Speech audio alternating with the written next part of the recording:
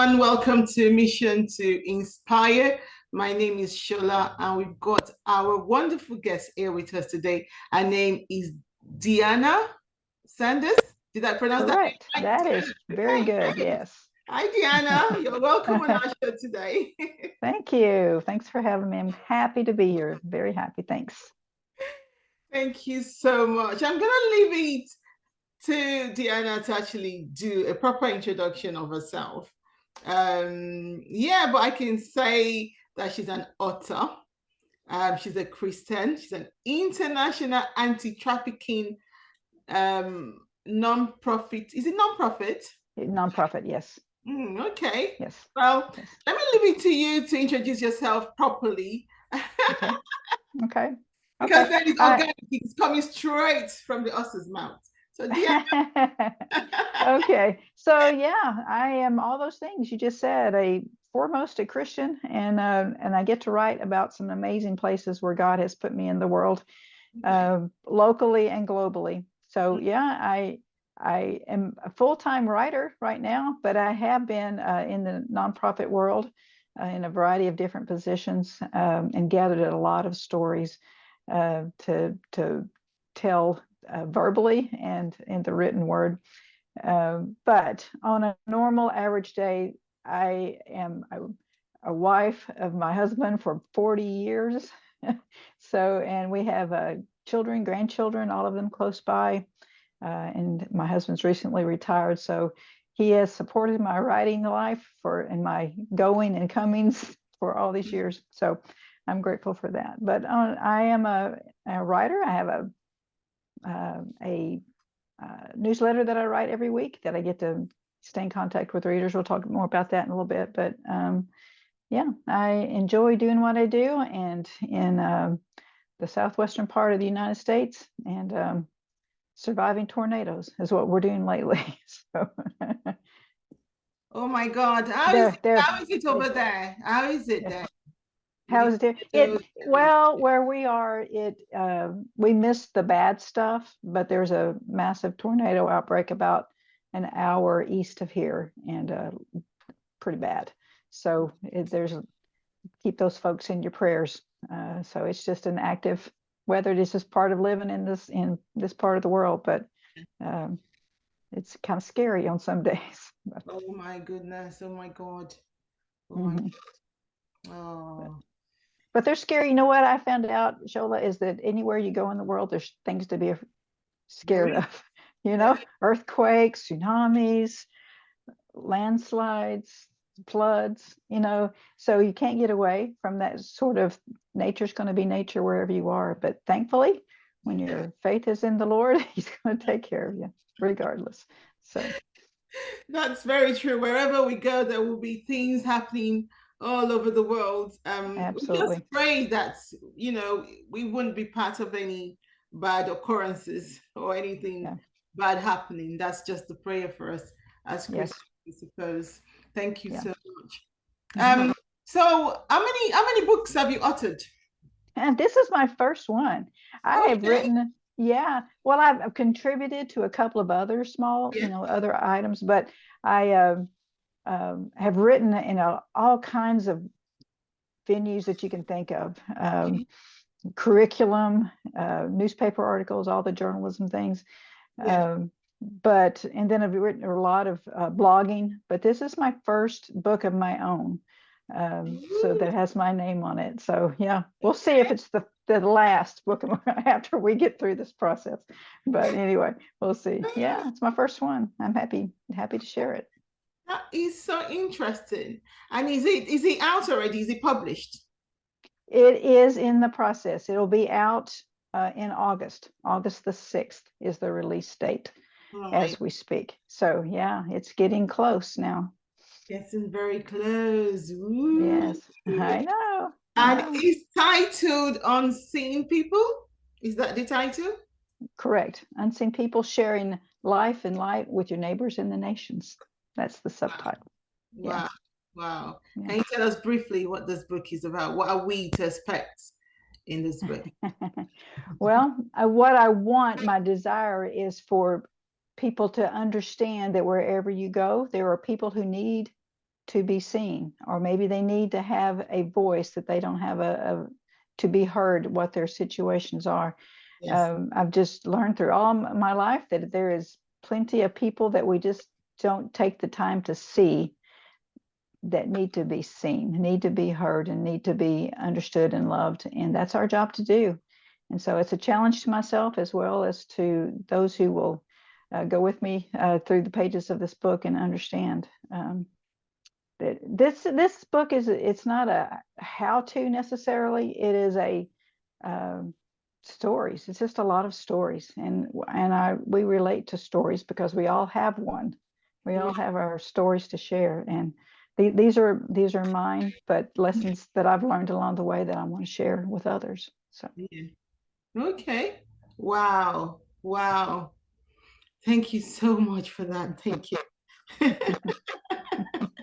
yeah, well, I'm just to be honest though, because it's getting so close, it's a little scary putting it out there into the world for everybody to see, because I've held it close for all this time, but it's exciting at the same time to see what God will do in the lives of people who take time and slow down and share life and with other people near and far. So I can't wait to see what happens. What happens there? Yeah, we'll see. It's coming. Let's go back to you, anti-trafficking nonprofit Mhm. sector. Um, Yes. can you share a moment or experience that deeply influenced your perspective on the Mm, unseen and mm, marginalized? mm. Well, there's, as you can imagine, a lot of those moments. The reason why I got involved with this organization is because of once again, it was about books. I was read a couple of books um, about people that had been trapped in abuse as well as trafficking of women and girls in particular. And so that Right. got my attention right off, to see what was going on that you don't really understand. You know that it's a problem, but you don't really know it's happening to individuals and what their individual stories are. So when I read that book, it changed everything for me to know that I could do something about it. And so when I got involved, in the name of this organization is called She Is Safe. And when I got involved with this, there was an opportunity to help the work in Indonesia. And Yeah. so that's what I did. I was the country director for Indonesia for almost 8 years. And while I was there, talking about understanding what was going on in the lives of these women, sitting face to face and hearing their stories about being, and a lot of their stories was related to economic problem, that they didn't have any other recourse, and nothing else they could do but to be vulnerable to the to traffickers who wanted to lure them away from their villages and take them to cities, and their jobs that they got lured into was prostitution, which led to a life of abuses beyond imagination for years. And they were unseen women. They just did not have a voice. Um, we partnered with this organization with local anti-trafficking organizations. So we weren't there just to swoop in and save the day. We were there to help organizations that were already doing the hard work, to walk alongside them and support them, and to do what we could do to get the word out. So that's what I did. But I heard a lot of stories. I wrote a lot of those stories down. I could not get them out of my mind and out of my heart. And so they found, because who I am as a writer, they found a way into the written page. Some of them, I didn't write all of them. There's just too much. But anyway, yeah. My mind is just going crazy thinking about all these women that I would sit on the floors in their homes, or I Mhm. would sit with them in a restaurant nearby to where they worked. There Yeah. was there was one place where which this young woman wanted out of her work, and so we met her where she worked, and um, it just broke my heart thinking that this was her job. This is how she was earning a living, for her boy and girl and her family, and she wanted out, and so she was reaching out to people to help her. And I'm thinking about her as we're talking. So yeah, she was just one. There's just so many. Wow. Yeah. Wow. In your opinion, what are some of the most effective ways individuals and communities can engage with and support the marginalized Right. populations? Oh, particularly Both with locally and globally. I suppose you work with those locally and globally as well. yes, and that's about exactly what I was going to say. Thank you for that segue. Is yeah, it being involved locally and globally. There are a lot of great organizations. The one I worked with is just one, but there's so many. There is one organization here nearby, within 45 minutes drive, that does anti-trafficking work in this part of my state, and I being involved with them, I wrote stories for them, but that was just one way. But finding out where those organizations are, Yeah. finding out who they are and what they need. Of course, they need uh, they need your support with your finances for sure, because there's just no way they can do what they do without that. They need people to pray. This local organization, they have a hotline number, and um, they have also a texting set up for people who want to pray, and they'll send out specific prayers. Right now, they'll say, right now I'm talking with a young woman who needs your help and with prayer, and so you can pray specifically in that moment. So I sponsored some just like 5K walks, just an awareness event, as well as raising funding. Um, so there's a lot of ways, and there's not a lack of organizations, and we need all of them. This problem is just so huge uh, that whatever a person can do individually is so important to the work of anti-trafficking. So yeah, that's why I'd say, as they get involved, do your research, find out what's organization lines up with you and your values, and support them in the way that is needed. Ask the people that are involved, what is it that I can do, and make it a daily opportunity to pray for them, support them, be a mouthpiece, like get the word out. That doesn't cost you anything. That just costs you a little bit of time to understand the issues, and to be able to verbalize to people what the problems are, and how to be involved. Yeah. Thank you so much. Thank you so much. But how do you navigate the balance between raising awareness about the issues faced by the marginalized communities and ensuring that their dignity, which is very important, and privacies are still respected? Right. It is so important to do that. I'm glad you asked that question, because the dignity of a person is huge, because you don't want to further exploit a person with their story and splash their face and their name all over the place just to get some publicity going. That's the wrong way to do it. The organization I worked with, we did not use their pictures and their names and their locations all together. That was not something. We always used a pseudonym for their identity. And we always would put a thing at the bottom, a disclaimer saying, we're not using their real names, just to respect their dignity and their privacy.